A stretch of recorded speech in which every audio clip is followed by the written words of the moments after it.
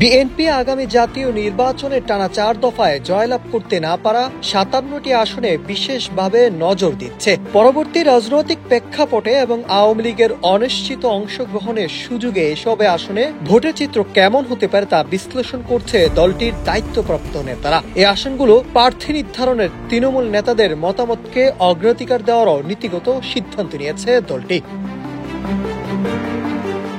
তবে আওয়ামী লীগ জাতীয় পার্টি 57 ঘাঁটিতে বিশেষ নজর দিচ্ছে বিএনপি। 1991, 1996, 2001 ও 2008 সালের নির্বাচনের ফল বিশ্লেষণের মাধ্যমে যেসব আসনে এতদিন আওয়ামী লীগের দখল হিসেবে পরিচিত ছিল এবং এর বাইরে কিছু আসন জাতীয় পার্টিরও ছিল, আওয়ামী লীগ যদি নির্বাচনে অংশ না নেয় তবে সেখানে ভিন্ন চিত্র দেখা যেতে পারে। তাই আগে থেকেই সংগঠন গুছানো ও প্রার্থী চূড়ান্ত করার কাজকে সর্বোচ্চ গুরুত্ব দিচ্ছে BNP.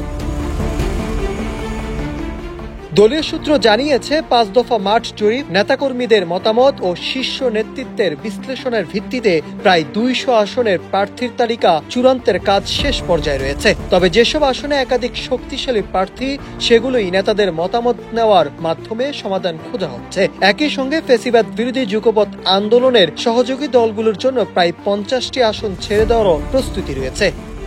Nahid Hasan, news desk, Ittefaq.